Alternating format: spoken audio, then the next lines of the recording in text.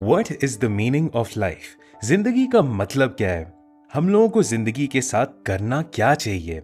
इस तरह के सवाल का जवाब काफी लोग ढूंढने की कोशिश करते हैं, लेकिन ज्यादातर टाइम जब हम ये सब सोच रहे होते हैं तो हम आराम से अपने बेड पे पड़े या बढ़िया बारिश के मौसम में विंडो से बाहर देखते हुए सोच रहे होते हैं। लेकिन आप इमेजिन करिए कि अगर आपको नाज़ीज ने कॉन्सेंट्रेशन कैंप में डाल दिया हो, आपको आपके रिलीजन की वजह से डेथ सेंटेंस दे दिया गया हो और आपके सर्वाइवल के चांसेस सिर्फ 1 in 28 हों। मतलब ये बात ऑलमोस्ट पक्की है कि आप मरने वाले हो। तो क्या आप इस टॉपिक के बारे में सोच पाएंगे कि जिंदगी का मतलब क्या है?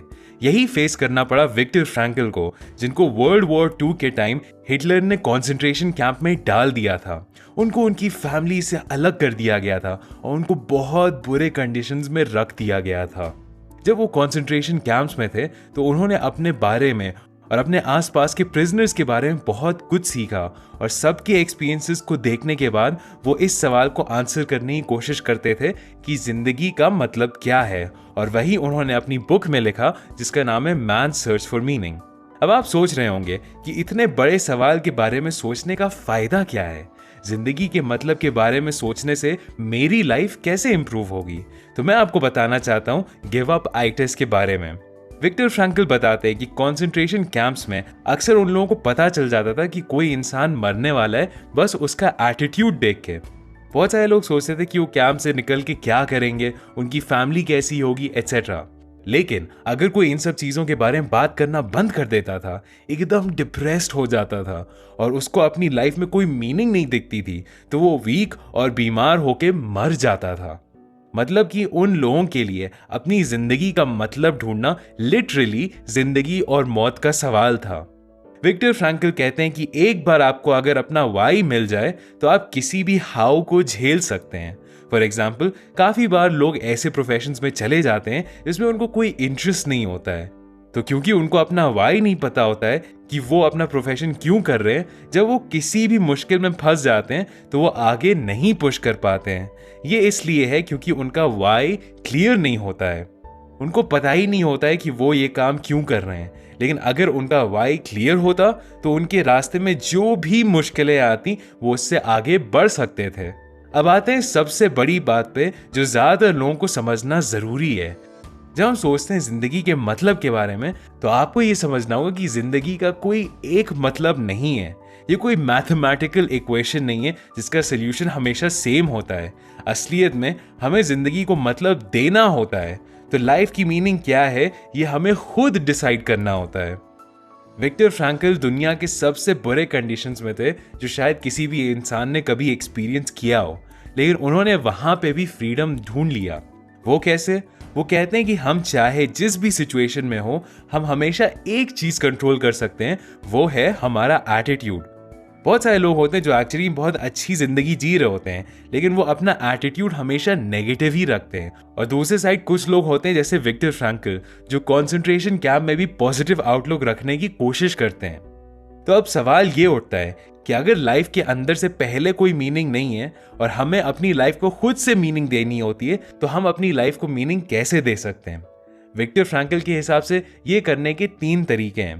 पहला है वर्क। जब विक्टर फ्रैंकल ऑशविट्ज कॉन्सेंट्रेशन कैंप में पहुंचे तो उनका सारा सामान जब्त कर लिया गया था। वो अपनी एक बुक लिख रहे थे और उसके सारे पेजेस भी छीन लिए गए। ये बुक उनके लिए बहुत इंपॉर्टेंट थी क्योंकि वो उनके पूरी जिंदगी का काम था। अब पहले तो उनको बहुत अफसोस हुआ, लेकिन उसके बाद उन्होंने ठान लिया कि मैं किसी भी हालत में अपनी मैन्युस्क्रिप्ट को कंप्लीट करूंगा। वो छोटे छोटे पीसेस ऑफ पेपर ढूंढ के किसी तरह से अपनी मैन्युस्क्रिप्ट को कॉन्सेंट्रेशन कैंप में भी लिखते रहते थे।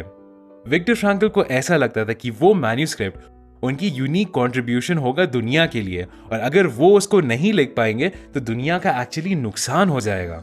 तो कॉन्सेंट्रेशन कैंप में उन्होंने अपने काम से अपनी लाइफ को मीनिंग देना शुरू किया। वो हमें बताते हैं कि जो भी प्रिजनर अपने काम के बारे में सोचता था उसके सर्वाइवल के चांसेस और ज्यादा बढ़ जाते थे। तो आपको ये सोचना होगा कि आपका ऐसा क्या काम है जो आपकी लाइफ को मीनिंग देता है। काफी लोग ये भूल जाते हैं कि वो जो काम कर रहे हैं उसकी दुनिया को एक्चुअली जरूरत है। अगर कोई टीचर अपने काम को इम्पोर्टेंस दे और उसको अच्छे से करे तो कितने बच्चों की लाइफ और उनका माइंडसेट चेंज हो सकता है। अगर कोई सिंगर अपने काम पे मेहनत करे तो वो ऐसी म्यूजिक बना सकता है जो शायद दुनिया ने कभी सुनी ना हो। और हाँ, नेक्स्ट पॉइंट से पहले मैं आपको बताना चाहता हूँ कि हर ट्यूसडे और सैटरडे को मैं वीडियोस अपलोड करता हूँ, तो ज़रूर सब्सक्राइब करिएगा और बेल आइकन दबाइएगा ताकि आप वीडियोस मिस ना करें। सेकंड तरीका अपनी लाइफ को मीनिंग देने का है लव। जब विक्टर फ्रैंकल प्यार के बारे में बात करते हैं तो वो सिर्फ रोमांटिक मूवीज वाले प्यार के बारे में नहीं बात कर रहे हैं। विक्टर फ्रैंकल एक एग्जाम्पल देते हैं अपनी एक पेशेंट का जो अपने सिवियरली डिसेबल्ड बेटे के साथ रहती थी। उसने सुसाइड करने की कोशिश करी थी, लेकिन उसके बेटे ने अल्टीमेटली उसको रोक दिया था। उस औरत को अपनी लाइफ में मीनिंग नहीं दिख रही थी। फिर विक्टर फ्रैंकल ने उससे पूछा कि तुम इमेजिन करो कि तुम 80 साल की हो गई हो और तुम्हारी लाइफ एकदम प्लेजर से भरी थी और तुम्हें अपने डिसेबल्ड बेटे का भी ध्यान नहीं रखना था, तो तुम्हें कैसा लगता? उसने कहा कि मुझे अपनी लाइफ एक फेलियर लगती क्योंकि मैंने सिर्फ मजे किए और मैंने कुछ अच्छा काम नहीं किया। फिर विक्टर ने कहा कि अब इमेजिन करो कि तुम 80 साल की हो और तुमने जिंदगी भर अपने बेटे का ध्यान रखा और उसको एक अच्छी जिंदगी दी। अब थोड़ा सोचने के बाद उस औरत ने जवाब दिया कि हाँ, आप सही कह रहे हैं, अगर मैं अपने बेटे को अच्छी जिंदगी दे पाऊं तो मुझे अपनी लाइफ मीनिंगफुल लगने लगेगी। इस औरत को अपने बेटे के प्यार की वजह से अपनी लाइफ में मीनिंग मिल गई। तो प्यार से विक्टर फ्रैंकल का मतलब है कि आप दूसरों का पोटेंशियल देख पाते हैं और उनको अपना पोटेंशियल फुलफिल करने में हेल्प करते हैं।